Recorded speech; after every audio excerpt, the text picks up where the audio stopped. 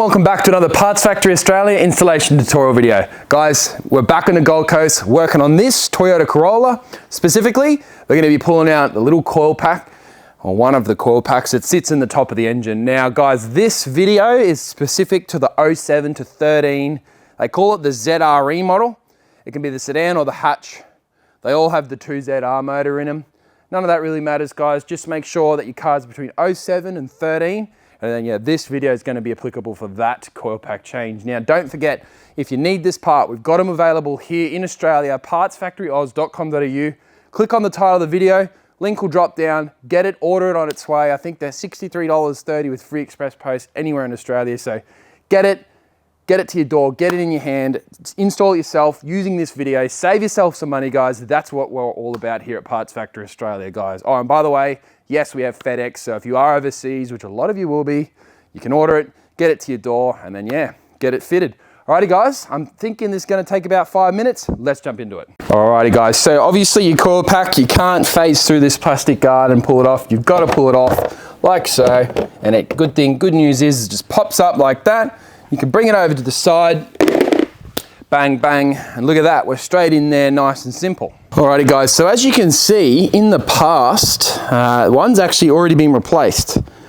There it is right there. So that means that this one was the first to fail, and of course, the mechanic advised them, hey, just replace the single one, that's all you need. Now, before we go any further, if you suspect that you are suffering from coil pack failure, what you can do is you can work out which cylinder is misfiring, and you can do a swap. And if the misfire moves around based on where you swap the coil pack to, then obviously you can confirm that yes, it is your coil pack that needs to be replaced. And then yeah, as I said, go ahead, order one on partsfactoryoz.com.au, get it to your door, and then yeah, install it in your car. Now that you can see in there a bit better, I suspect you probably realize that this job's actually extremely easy. It is just a 10mm bolt, and then yeah, pull the coil pack out, put the new one in, and you're good to go.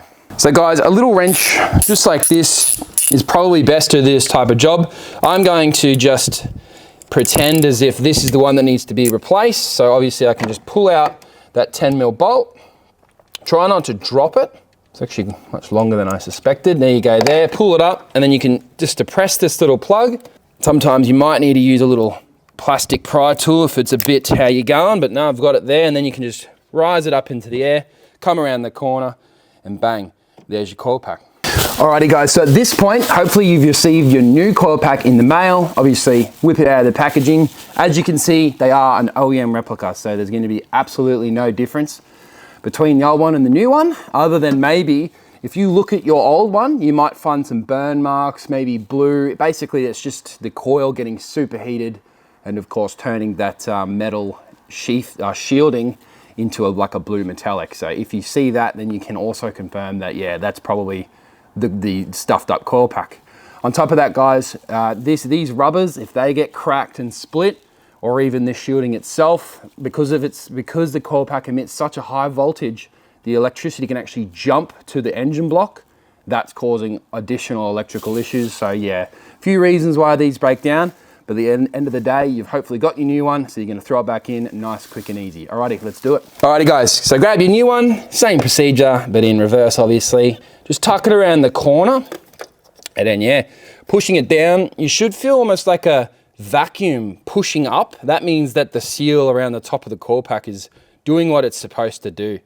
It's supposed to basically stop all air and moisture from getting in there. That way you don't have any premature coil failure. So we'll tighten up that 10mm. You can put that little plug on, remembering to be gentle on these little plugs, as they do sit on the top of the motor, which gets to at least 80 degrees Celsius. They can get brittle, so just be very delicate. Otherwise, that'll be the next thing you're buying. Of course, tighten up that 10mm. Not too tight where it cracks the coil pack. It's literally just a 1 finger tight, and then boom, there you go. So you can now just chuck your engine cover on, noting that there's some grommets that need to be lined up, 1, 2, 3. What you can do that is line up your oil cap and your oil engine dipstick, and that way you can just find exactly where it belongs. bang in, and then it's all done like so. Alrighty guys, all done. Core pack in and out in under 2 minutes flat, even quicker than I originally expected. Guys, I want to point out, imagine if you'd paid a mechanic to do a job like this, an hour's, 2 hours labor, and they've double upsold you on the core pack. Guys, definitely do your own repairs if you can, by yourself, with our YouTube channel. Subscribe and like, that way you know how to find this channel in the future. And then yeah, we'll assist you to save some money, working on your own cars from the comfort of your own home. Alrighty guys, my name's Lucas, thanks for watching, I'll see you next time.